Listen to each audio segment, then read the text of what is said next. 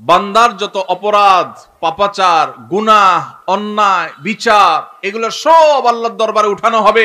বান্দার সমস্ত বিচারগুলোকে 3 ভাগে ভাগ করা হবে। 3 ধরনের বিচার আল্লাহ রাব্বুল আলামিনের আদালতে কিয়ামতের দিন হবে। এর মধ্যে কিছু আছে বান্দার হক সংশ্লিষ্ট। কারোর আইল ঠেলেছেন, কারোর লাউটা চুরি করে নিয়ে আসছেন, কারোর জমিটা চান্সে সুযোগ পেয়ে মেরে নিছেন, নিজের নামে করে নিছেন।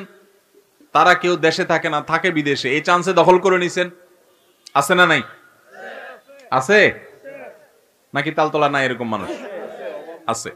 এই যে অন্যের অধিকার নষ্ট, অন্যের সম্পদ দখল করা, ভক্ষণ করা, এটা কি হালাল না হারাম? কেমন হারাম? এটা এমন হারাম, এই কাজটা যদি কেউ করে আর দুনিয়াতে যদি এটা দফা রফা না করে, যারটা খাইছে তারটা তার কাছে ফেরত না দিয়া যায়, তো কিয়ামতের দিন এই রকম অপরাধ যেগুলো করা হয়েছে এইগুলোর বিচার সম্পর্কে আল্লাহ বলবেন, এগুলোর ব্যাপারে আমার কোনো ক্ষমা নাই। এগুলো যারটা সে মেরেছে দুনিয়াতে, এখন আখেরাতে তার সাথে বোঝাপড়া করতে হবে। আর কিয়ামতের দিন বাপ ছেলেকে, ছেলে বাপকে ছাড়বে না, স্বামী স্ত্রী, স্ত্রী স্বামী, কেউ কাউকে ছাড়বে না। আল্লাহ বলেছেন, ইয়াউমা ইয়াফিরুল মারউ মিন আখিহি ওয়া উম্মিহি ওয়া আবিহি ওয়া সাহিবাতিহি ওয়া বানিহি। কিয়ামতের দিন সবাই লিকুল্লি মিনহুম ইয়াউমা ইদিন শানুই ইউগনি। প্রত্যেকটা মানুষ সেদিন যার যার জান বাঁচানোর জন্য পাগল পড়া থাকবে। কেউ কাউকে, বাপ সন্তানকে, সন্তান বাপকে পরিচয় দিতে চাইবে না। ভয়াবহতা কোন পর্যায়ে গেলে এটা হবে সেটা চিন্তা করা যায়। সেই দিন ওই যে দুনিয়াতে যাদের হক মেরেছেন, কেউ বলবে না ঠিক আছে ভাই মেরেছো, ঠিক আছে মাফ করে দিই। বলবে ঠিক আছে তখন মেরেছো ভালো কথা, এখন আমি তার বিচার চাই। বিচারে কি হবে?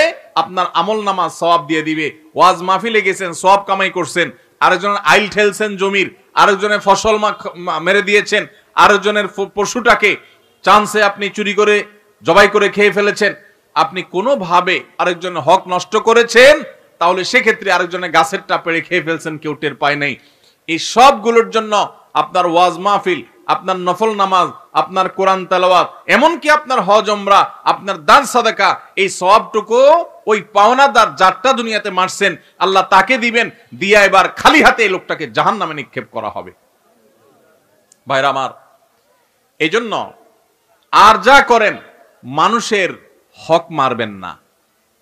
নামাজ বেশি পড়তে পারেন না, শুধু 5 ওয়াক্ত ফরজ পড়েন, সুন্নতে মুআক্কাদা ওয়াজিব পড়েন, আলহামদুলিল্লাহ যথেষ্ট।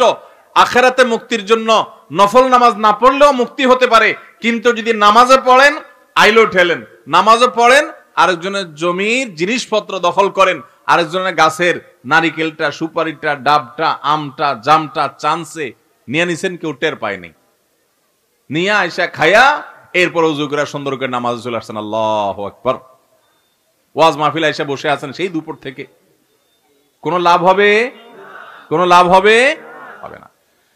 মুসনাদ আহমদের এই হাদিস থেকে আমরা জানতে পারলাম, নবী সাল্লাল্লাহু আলাইহি সাল্লাম বলেছেন, কিয়ামতের দিন বান্দার হক নষ্ট করে যারা আসবে এদের কোনো ক্ষমা নাই, কোনো ক্ষমা হবে না।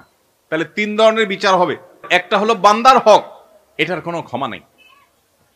আর আরেকটা হলো আল্লাহর হক। আল্লাহর হক কোনটা? নামাজটা পড়ছেন, একটু ভেজাল ছিল, রোজাটা রাখছেন, ভালো করে রাখতে পারেন নাই, কোরআন তেলাওয়াত করছেন, একটু ভুলভাল হয়ে গেছে, এগুলো আল্লাহ চাইলে মাফ করতে পারেন, আর না চাইলে শাস্তি হতে পারে। এটা আল্লাহ তাআলা নিজের হাতে রাখছেন। আর 3 নম্বর মামলা হলো তাওহীদে যদি ভেজাল থাকে, সেই মামলা। কেউ যদি শিরিক করে যায়, তাহলে এইটার ব্যাপারেও এই হাদিসে নবী সাল্লাল্লাহু আলাইহি ওয়াসাল্লাম বলেছেন যে কিয়ামতের ময়দানে আল্লাহ রাব্বুল আলামিন এই মামলা সম্পর্কে বলবেন, বিনা হিসাবে, বিনা শুনানিতে সরাসরি জাহান্নাম। যদি কেউ শিরিক করে, তাওহীদ এর উল্টাটা হলো শিরিক। তাওহীদের উল্টাটা কি ভাই? শিরিক। আল্লাহ তাআলা সব সহ্য করলেও আল্লাহর সঙ্গে শিরিক করাটাকে আল্লাহ সহ্য করেন। আল্লাহ কোরআনে বলেছেন, ইন্নাল্লাহা লা ইয়াগফিরু আন ইউশরাকা বিহি ওয়া ইয়াগফিরু মা দুনা যালিকা লিমান ইয়াশা। আল্লাহর সঙ্গে যদি কেউ শিরিক করে, আল্লাহ এইটা মাফ করবেন না। তবে শিরিক ছাড়াও অন্য কোনো অপরাধ করলে আল্লাহ যাকে ইচ্ছা তাকে মাফ করে দেন। এজন্য ভাইরা, আমরা শিরিক থেকে বেঁচে থাকবো তো ইনশাআল্লাহ? কখনো কোনো অবস্থাতেই আমরা শিরক করব না, তাওহীদ ঠিক রাখবো। নবী করিম সাল্লাল্লাহু আলাইহি সাল্লামকে আল্লাহ তাআলা বলেছেন, হে রাসূল, ওয়ালাকাদ উহিয়া ইলাইকা ওয়া ইলাল লাযিনা মিন ক্বাবলিক, হে রাসূল, আপনার এবং আপনার আগে সমস্ত নবী রাসূলদের কাছে কমন ওহী পাঠানো হয়েছে, লা ইন আশরাকতা লা ইয়াহবাতান্না আমালুক ওয়া লা তাকুনান্না মিনাল খাসিরিন।